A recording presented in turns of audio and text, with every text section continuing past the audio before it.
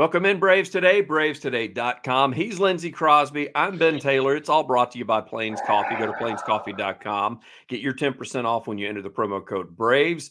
And Lindsay, some of the worst news that you could possibly get as a Braves fan is, hey, you're down another pitcher.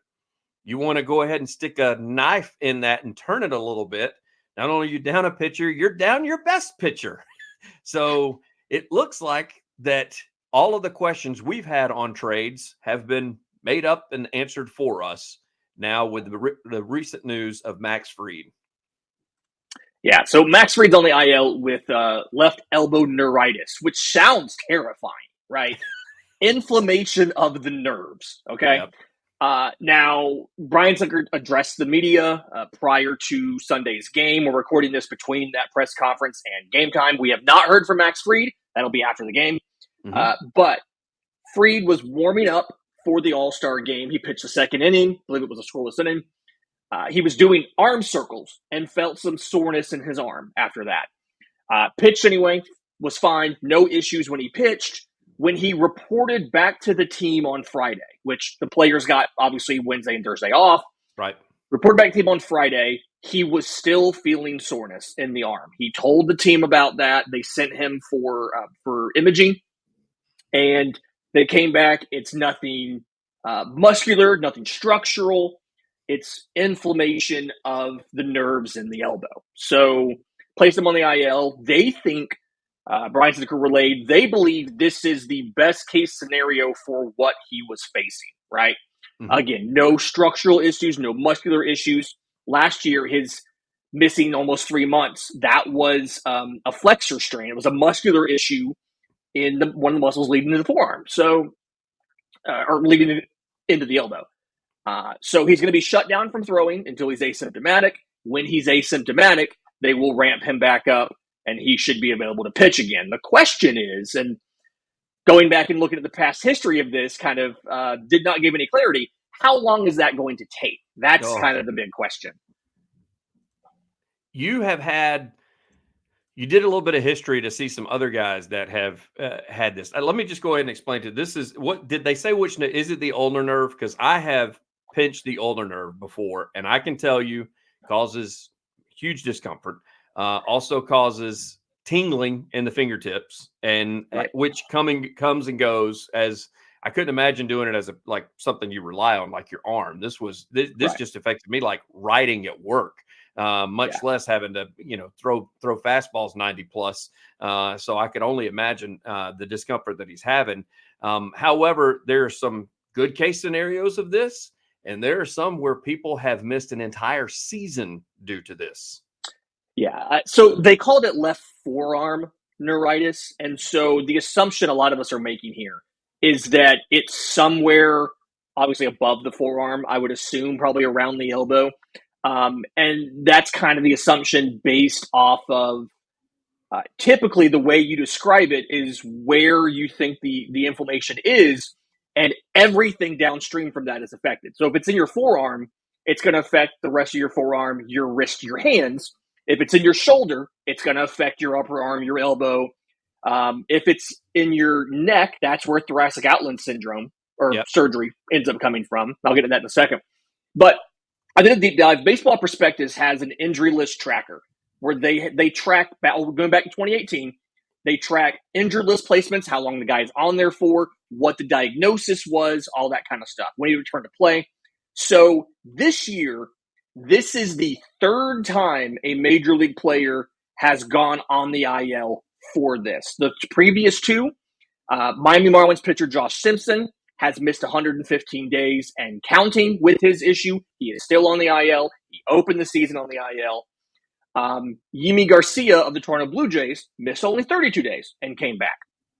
Last year, Garrett Whitlock of the Boston Red Sox, he missed 32 days. He came back. He pitched. They moved him to the bullpen. I don't know if it was ineffectiveness related to that or differently. We don't know. Ben Joyce, the flamethrowing reliever for the Angels, had the same issue. He missed 92 days, so 3 months. And he, if I remember right, he ended the season on the IL. 2022, nobody had it. 2021, another Toronto pitcher, Jordan Romano, missed 10 days. Dalton Jeffries of the Oakland A's missed 22. You go to 2020, Kyle Zimmer of the Royals missed 38 days. Brandon Liebrandt of the Marlins missed 51. Steven Strasburg missed 77 days. That's the big one, obviously, because he only made 6 outings in the 2 seasons after that injury. He eventually had thoracic outlet surgery, retired this spring when he could not come back from that, right? And then 2019, they had a guy miss the rest of the season, 142 days. That was Detroit's Tyson Ross. And then another Toronto Blue Jay, Tim Meza, missed 9 days. So we're kind of at the point of we don't know how long this is going to take, right? We literally have no idea because shortest has been 9. Some guys have missed a full season. And per the team's own words, their plan here, he is going to rest it and just not use the arm until the symptoms subside. And with nerves, we don't really know how long that's going to take. I will say, well, judging by what you've put in the article, as well as what we've said here. So best case scenario could take 10, 15 days, and he could be completely better. Worst case scenario, the rest of the season. Yeah. And technically, the worst case scenario is Steven Strasburg forced into medical retirement, right? Like Strasburg was trying to come back, and reportedly those 6 starts, they were not good, and ERA was over 6. He was still struggling with the effects of it. He tried to pitch through it, and they eventually shut him down for the surgery. He never made it back. So the worst case scenario is Fried's career is over. Now, obviously, we have no information that makes us think it's going to be that. The team has said they don't think it's severe, but at the same time, the Braves have consistently kind of downplayed a lot of the injuries until it turns out that they are, in fact, season-ending. We knew Strider's elbow was hurting. They were going to do imaging, and then all of a sudden they popped us with, he had Tommy John surgery 2 days ago. So, we don't know. That's the hard part here is we don't know. And so I don't think you can assume the best with the upcoming trade deadline. And then there's that middle of the road where I'd say, along with the 9 to 10 days, that it could be the least amount. Seems like the law of averages, most of the guys you talked about were right around that 30, 35-day mark. So it could be a month. And you also wonder on that 30, 35-day mark, was that something where they probably could have gone after 10, 15 days and the club, precautionary reasons, just wanted to make sure so it doesn't. When you start talking about inflammation, that means the more you work it, the worse it's going to get. So you got the rest period that you've got, and then you've got like the extra rest period, so you don't re-aggravate it right out of the gate. So and one of those guys, I'm trying to remember exactly who it was. One of those guys got shut down during their rehab because it started being a problem again. And so that's why his absence went longer than the 30 days. So now let's go ahead and take a step forward where I started the pod, where I said it seems like the decision has been made for Alex Anthopoulos as well as the Braves. If they're going to make a run, minimum wild card or at the division, there are 2 things that have to happen. Number 1, the bats have got to come around, including Matt Olson that we talked about last time around. Number 2, and especially since you're going to have to bring in a possible starter, which where do the Braves stand money-wise on that? Are they going to have to use some trades or some of the prospects that they got and go ahead and trade them away? Like, in order to get somebody that's effective or that's worth their salt, that's better than what they've already got in the minor league system, I know everybody just acts like you can just go out and get a starter. I'm not one that believes that. I think that you've got to have enough on the table.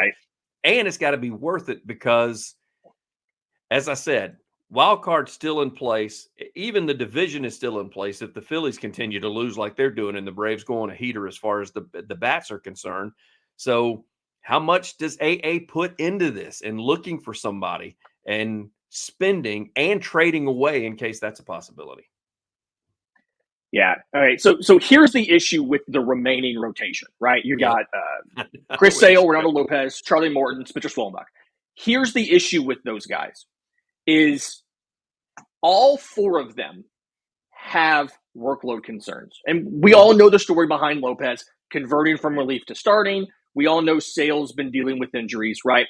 Lopez hasn't pitched more than 66 innings in a season since 2019. He's at 95 2/3 right now. He's on pace per Fangraphs for 176 innings. A jump of 110 over last year before you get to the postseason. Chris Sale pitched a combined 151 the last 3 years. He's at 110 right now. He's on pace for 198. Charlie Morton. Here's the interesting thing for Charlie Morton. He's made 30-plus starts in the last 3 seasons, right? But it went down every year. 33 starts in 21, 31 in 22, 30 last year. His innings also went down every year. 185 and 2/3 in 21, 172 innings in 22, 163 last year. He's on pace right now for 186 innings, which would be his career high in Atlanta. So, and then Spencer Schwellenbach, he's never thrown more than 65 in a season. When you look at his combined innings between the minors and the majors, he's already at 89 and 2/3, and he's on pace for 169. And this is all before you get to the postseason.